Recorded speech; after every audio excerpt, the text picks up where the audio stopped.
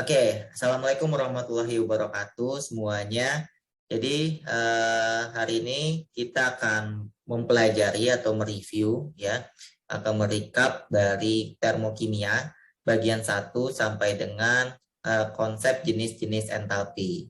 Nah, sini banyak yang sudah kalian pelajari ya sebelumnya dari apa itu termokimia, mempelajari tentang sistem dan lingkungan, ya apa itu sistem, jenis-jenis sistem seperti apa, lingkungan juga seperti apa, juga dari reaksi endo dan ekso juga telah mengamati video percobaan secara berkelompok. Nanti akan dilanjutkan kembali ya video percobaannya dan akan dipresentasikan.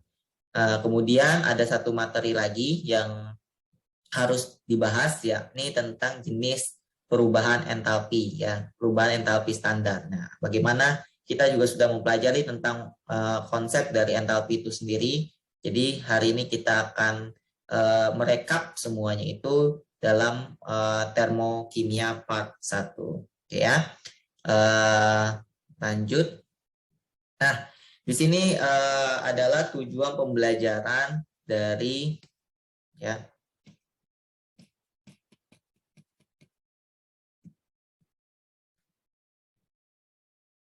Jadi ini merupakan tujuan pembelajaran kita ya. Kita sudah yang kita pelajari adalah termokimia ya, di mana termokimia membahas tentang energi yang menyertai dari suatu reaksi, suatu proses reaksi.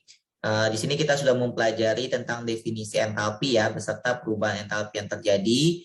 Kita juga sudah menentukan mana yang reaksi eksoterm, mana yang reaksi endoterm, dan ini sampai dengan satu topik lagi membedakan jenis-jenis entalpi standar ini untuk sampai UTS ya. Jadi ada entalpi standar pembentukan, ada namanya delta HF0, ada standar penguraian delta H0D, ya ada yang pembakaran delta H0C dan ini untuk materi sampai dengan UTS ya. Setelah UTS masih ada lagi lanjutan dari termokimia, yakni kita menghitung dan menganalisis perubahan entalpi berdasarkan data. Ya, di sini ada berdasarkan data dan berdasarkan percobaan. Nah, ini berdasarkan data ya, dari entalpi pembentukan itu sendiri, ya. Kemudian ada hukum Hess, ada energi ikatan, dan yang terakhir adalah kalorimetri, ini yang berdasarkan percobaan atau praktikum. Jadi kita akan bahas juga. Oke. Ini quick review aja ya dalam mempelajari termokimia, terutamanya dalam hal ini terkait dengan entalpi, perubahan entalpi, ini merupakan prerequisite atau konsep prasyarat yang harus kalian miliki ya. Dari stoikiometri ya, harus tahu konsep mol ya. Mol itu apa, seperti itu ya, banyaknya gram per apa namanya mol gitu ya, per mr-nya seperti itu. Habis itu dan konsep-konsep yang lainnya, molaritas ya, di stoikiometri, persamaan reaksi kimia, karena ini akan menentukan dalam suatu reaksi ya, serta adanya ikatan kimia. Oke, jadi ini yang harus kalian kuasai untuk mempelajari termokimia. Lanjut. Nah, ini tentang pertama mendefinisikan entalpi beserta perubahan entalpi serta reaksi yang terjadi seperti itu. Nah, ini sudah dibahas ya, apa itu termokimia atau kalau dikenal juga dengan termodinamika kimia. Nah, ini merupakan kimia fisik ya, kimia fisik. Ada suatu bagian dari kimia dan fisika itu yang beririsan. Nah, inilah irisannya salah satunya di termokimia atau namanya termodinamika kimia. Jadi termokimia adalah ilmu kimia yang mempelajari perubahan energi yang menyertai suatu reaksi kimia. Jadi kita paham bahwa konsep kimia itu adalah ilmu atau cabang ilmu dari ilmu pengetahuan alam yang mempelajari tentang materi, perubahannya, serta energi yang menyertai perubahan tersebut. Nah, terkait dengan reaksi, tentu terjadinya suatu reaksi itu membutuhkan energi. Ya, baik dia akan menyerap energi maupun dia akan melepas energi. Nah, bagaimana pengamatannya ini atau bagaimana skop dalam mempelajari ini ada di termokimia. Jadi termokimia fokus terhadap hal ini ya. Kemudian persamaan termokimia. Nah, ini ada namanya persamaan termokimia. Kalau kita ada persamaan reaksi ya. Nah, persamaan reaksi A ditambah B menjadi C produknya ditambah D misalnya. Nah, persamaan termokimia merupakan persamaan kimia, ya persamaan reaksi kimia yang mencantumkan nilai perubahan entalpi reaksi kimia. Jadi itulah perbedaannya antara persamaan kimia reaksi biasa dengan persamaan termokimia. Jadi misalnya ada A ya ditambah B menjadi C. Ya, misalnya A tambah B jadi C, ini membutuhkan ada perubahan entalpi sebesar HF ya, formation sebesar titik-titik kilojoule per mol. Nah, ini adalah persamaan termokimia. Jadi ada perubahan entalpinya. Ini namanya nilai perubahan entalpi.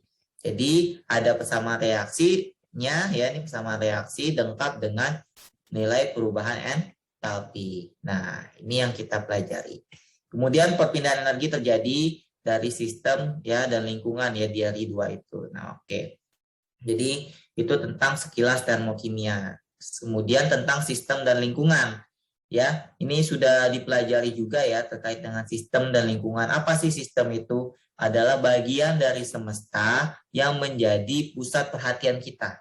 Ya, jadi kalau kita punya di sini ya ada di beker gelas ini ada NaCl. Ya, NaCl ini garam dapur ya, ini NaCl. Ya, NaCl garam dapur kita larutkan ya kristal NaCl itu dalam pelarut air. Ini pelarutnya anggaplah air lah ya. Nah, kita larutkan dalam air maka dia akan terionisasi menjadi Na+ dan Cl-. Ya. Nah, oleh karena itu, yang menjadi pusat perhatian kita adalah NaCl yang dilarutkan. Ya. Berarti adalah sistemnya NaCl. Itu ya. Lingkungan yang di luar sistem yang mengadakan interaksi dengan sistem yang di luarnya berarti ya permukaannya ya, permukaan luar misalnya dari gelas kimia, ada juga bisa dipengaruhi oleh suhu dan lain-lain sebagainya. Jadi itu di luar dari sistem. Ya, sistemnya yang menjadi pusat perhatian. Jadi kalau lingkungan itu sesuatu yang berada di luar sistem dan membatasi sistemnya itu ya, dan berinteraksi ya, mengadakan interaksi dengan sistem tersebut. Nah, ini misalnya ada pembentukan NaCl ya, dari HCl tambah NaOH jadi NaCl plus H2O. Ini netralisasi seperti itu. Oke, lanjut. Ini juga sudah kita pelajari ya macam-macam sistem. Jadi sistem itu ada 3 ya. Ada sistem yang terbuka, ada sistem yang tertutup, ada sistem yang terisolasi. Nah, di sini ada contohnya jelas ya. Nah, kalian juga sudah mengerjakan kuisnya, memberikan contoh sistem terbuka itu apa, sistem tertutup itu apa, sistem terisolasi itu apa. Jadi kalau terbuka itu ya ibarat kata gelas gitu ya. Gelas yang berisi air. Ya, jadi kalau gelas berisi air, kalian masukin gelas air panas ya ke gelasnya itu, maka kalau didiamkan saja terbuka gelasnya, lama-kelamaan airnya akan dingin. Artinya apa? Ada terjadi perpindahan energi dan materi.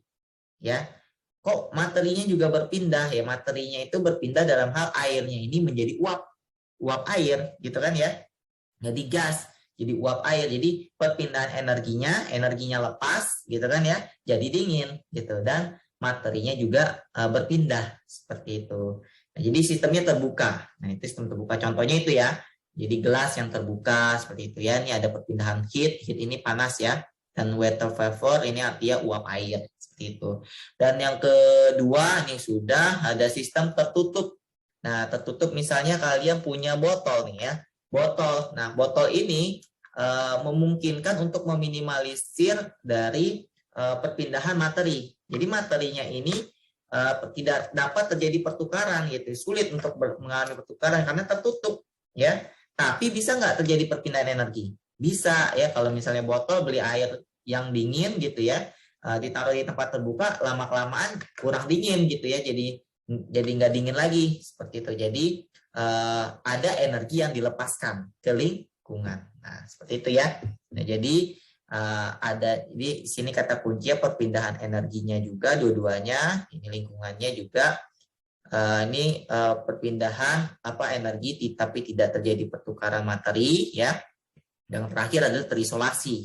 Nah, contohnya di video itu adalah termos ya. Pada termos jelas ya bahwasannya sangat kecil kemungkinannya untuk terjadi perpindahan energi dan materi seperti itu. Jadi kalau misalnya untuk air itu bisa tahan panasnya gitu ya, Kalau dibawa misalnya ke puncak, dingin kan ya situasinya ya, udaranya gitu ya.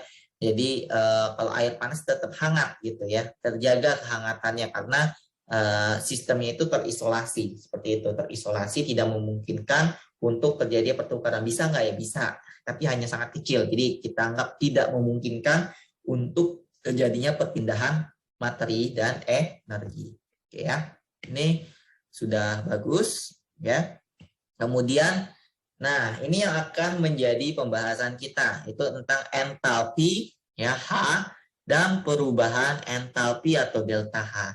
Apa sih itu entalpi gitu ya? H itu apa sih? Perubahan entalpi apa? Apa bedanya H dengan delta H? Seperti itu. Ini namanya delta ya. Namanya delta ya.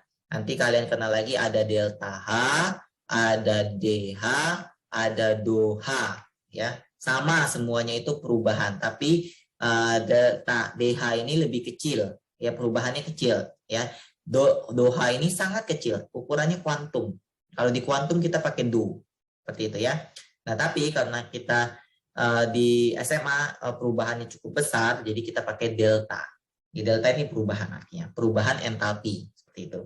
Nah, itu semua berlandaskan pada hukum termodinamika yang pertama. Apa hukumnya? Yakni hukum kekekalan energi. Bahwasannya energi itu tidak dapat diciptakan dan tidak dapat dimusnahkan. Tetapi energi hanya bisa diubah dari suatu bentuk menjadi bentuk energi yang lain. Ya, jadi ini kalian sudah mempelajarinya mungkin dari SD ya, di SMP juga, bahwa energi tidak bisa diciptakan ataupun energi tidak bisa musnah. Ya, yang terjadi hanya perubahan energi dari energi yang satu ke energi yang lain gitu ya. Dari energi listrik ke energi kimia, dari energi kimia ke energi listrik. Ya, jadi hanya terjadi perubahan energi. Ya, jadi ini dasar dari termodinamika. Apa sih hubungannya dengan entalpi dan perubahan entalpi? Nah, lihat. Nah, bahwasannya entalpi ya masih ini. Oke, entalpi adalah jumlah energi ya, jumlah energi yang dimiliki sistem ya, dimiliki oleh sistem. Sistem itu apa? Menjadi pusat perhatian pada tekanan tetap. Ya, ada kondisinya pada tekanan tetap. Karena dalam termodinamika nanti ada keadaan tekanan tetap dan volume yang tetap. Yang mudah diamati pada tekanan yang tetap. Volume bisa kita mudah ubah. Seperti itu ya. Tapi yang lebih mudah diamati adalah pada tekanan yang tetap. Seperti itu ya. Jadi entalpi ini asalnya adalah, kenapa ditulisnya H? Ya, H ini adalah heat. Ya, heat of content. Ya. Jadi adalah heat of content ya, H itu heat of content atau entalpi ya. Entalpi atau jumlah energi yang dimiliki sistem. Kontennya itu apa? Sistem gitu ya. Jadi jumlah energi yang dimiliki konten ini namanya heat of content. Bisa nggak kita mengetahui berapa sih jumlah energi yang ada dalam sistem? Berapa sih jumlah energi yang ada di semesta ini? Berapa sih jumlah energi yang ada pada sesuatu hal gitu, suatu sistem misalnya NaCl gitu ya, larutan garam dapur. Ada tahu jumlah energi dalam larutan garam dapur? Gak ada gitu ya. Kita tidak bisa mengetahui secara pasti berapa H-nya, heat of content-nya itu atau entalpi dari suatu sistem. Yang bisa kita amati, yang bisa kita ketahui adalah perubahannya. Ya, yang bisa kita ketahui adalah apa? Perubahan entalpi. Nah, ini adalah energi yang akan diukur. Kita bisa ukur. Dari mana perubahannya kita bisa ukur? Dari suhunya. Ya, bisa dilihat suhu awal, suhu akhir. Jadi, kita mainnya pada dua keadaan. Ya, dua kondisi awal dan kondisi akhir. Tidak peduli dengan prosesnya. Pada termokimia. Seperti itu ya. Nah, kalau nanti bicara dengan proses, berarti nanti adalah ada namanya kinetik. Gitu ya. Nah, tentang bagaimana reaksi yang lebih cepat, bagaimana lajunya, itu ada di materi laju reaksi. Nah, tapi kalau termokimia fokusnya adalah pada keadaan awal dan pada keadaan akhir. Ya. Jadi awalnya begini, akhirnya begini, suhunya naik gitu ya. Nah, itu endo apa exo. Nah, itu sudah kalian pelajari ya. Seperti itu. Nah, ini lebih spesifiknya nanti ada perumusannya seperti itu. Maka delta H ini dirumuskan sebagai delta U tambah P kali delta P. Ya, jadi asalnya dari sini. Delta H sama dengan delta U ditambah W. Nah, kepanya di sini P kali delta V adalah usaha yang dilakukan sistem. Delta U ini adalah perubahan energi dalam sistem. Ini bisa U2 kurang U1 ya. Namanya perubahan ada dua keadaan kan. Awal dan akhir. Berarti U2-nya akhirnya awal dan akhir kurang awalnya gitu ya. Dan P kali delta V adalah usaha yang dilakukan sistem. Ini sama dengan W. Maka delta H sama dengan delta U. W-nya itu apa? Ini W ya. P dikali delta V. Kenapa P-nya nggak delta P? Karena apa tadi tekanannya tetap gitu ya. Nah, lebih mudah untuk tekanan tetap ya dibandingkan membuat volume itu tetap. Volume dia bisa menguap seperti itu. Sulit untuk dikontrol ya dalam laboratorium. Makanya yang ada adalah delta P perubahan dari volume. Ini adalah definisi dari delta H. Ini yang akan kita amati, yang akan kita bukan amati, kita akan tentukan, kita akan ukur. Yang kita bisa amati hanya dari berapa massa yang kita punya dari komponen, ya berapa molaritasnya, ya berapa suhu. Itu yang kita bisa amati. Tapi yang bisa kita ukur, yang bisa kita hitung dari perumusan ini, ujungnya adalah delta H. Itu yang kita bisa hitung ya dari perumusannya nanti. Oke, itu sudah. Lanjut kepada menentukan reaksi eksoterm dan reaksi endoterm. Ini kalian sudah membahasnya ya. Jadi harapannya sudah bagus gitu ya. Sudah ada video percobaan ya. Jadi tahu oh reaksi di laboratorium ini kayak begini ya Kak gitu ya. Jadi oh ternyata ada bahan yang ada yang warna biru larutannya jadinya gitu ya. Padatannya ada yang warna hitam ya. Ada serbuk apa itu yang hitam tuh? Serbuk Fe ya. Nah, dan lain sebagainya. Nanti kalian analisis seperti itu. Nah, ini perbedaan reaksi eksoterm dan endoterm ya secara ringkas dalam tabel. Ya, jadi reaksi eksoterm ya adalah reaksi kimia yang disertai dengan pelepasan kalor atau energi dari sistem ke lingkungan. Jadi kalau kita punya sistem, ya ini S ya sistem, energinya ini lepas dari sistem ke lingkungan. Nah, ini L yang di luar sistem gitu ya. Berarti dia lepas energinya ya, ini energinya lepas dari sistem ke lingkungan. Itu adalah reaksi eksoterm. Karena energinya lepas dari sistem ke lingkungan, maka yang kita lihat suhunya akan mengalami apa? Kenaikan. Jadi suhunya meningkat seperti itu. Nah, oleh karena itu, karena dia eksoterm artinya energinya lepas, maka H dari produknya ini ya akan kurang dari H dari reaktan. Ya, karena sudah lepas energinya ini. H itu kan tadi apa? Entalpi itu apa? Entalpi adalah jumlah energi yang dimiliki oleh sistem pada tekanan tetap. Nah, jumlah energinya kan sudah ini ya lepas ke lingkungan, maka produk yang dihasilkan jumlah energi akan berkurang gitu ya. Akan kurang dari awalnya. Keadaan awal apa? Reaktan yang masih belum direaksikan gitu ya, masih ada reaktan. Nah, ketika sudah menjadi produk gitu sudah direaksikan, maka produknya ini H-nya akan kurang daripada H reaktan, H awalnya. Maka delta H-nya kurang dari 0 ya, karena kan produknya kurang dari reaktan ya. Maka diagram entalpinya diperhatikan. Ini sumbu Y-nya adalah entalpi, delta H ya perubahan entalpinya, dan di sini ada reaktannya, ada produknya ya. Jadi misalnya ada reaksi A ditambah B jadi C, ya maka di sini A tambah B-nya, ini C-nya di sini ya, maka dia turun ya, delta H-nya negatif, turun seperti itu. Karena delta H kurang dari 0, maka selalu delta H-nya negatif. Eksoterm. Beda dengan endoterm. Endoterm ini yang disertai dengan penyerapan kalor. Jadi ini ada sistem, ini ada lingkungan, maka kalor atau energinya ini masuk ke sistem. Ya, masuk ke sistem dari lingkungan ke sistem. Akibatnya apa? Yang kita bisa lihat suhunya turun gitu ya. Karena suhunya energinya itu, kalornya itu berpindah dari lingkungan ke sistem.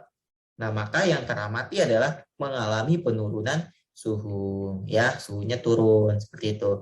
Oleh karena itu, karena suhu turun, energinya terserap oleh sistem ya, maka H produknya, energi yang dimiliki oleh produknya tentu lebih tinggi ya daripada H reaktan. Maka delta H-nya always positif gitu ya.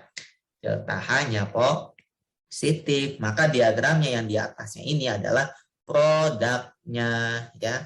Yang di atas adalah produk, yang di bawahnya ada reaktan. Ingat kenapa panahnya reaktan ke produk ya? Iya jelas ya, karena suatu reaksi itu kan dari reaktan ke produk seperti itu ya.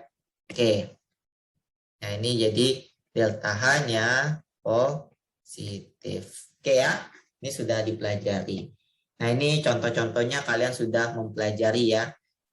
Kemarin juga sudah exotherm dan endotherm. Tapi ini bukan contoh the real reaction ya, bukan reaksi kimia ya. Yang dua gambar di atas ini ya. Tapi yang gambar di bawah ini ya reaksi kimia urea dan pelarutan NaCl ya.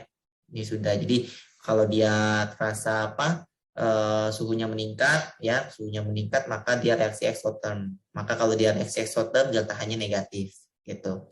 Ya, kalau misalnya suhunya jadi dingin ya, kalau tanda-tandanya jadi dingin, suhunya turun, maka dia endotherm, maka delta H-nya positif perubahannya. Karena kenapa positif? Karena produknya energinya diserap, energinya lebih tinggi, berarti H dari produknya lebih tinggi daripada H reaktan. Karena di rumusnya itu delta H produk dikurang reaktan, maka kalau produknya lebih tinggi daripada reaktan, maka hasilnya akan positif. Nah, kebalikannya pada exotherm.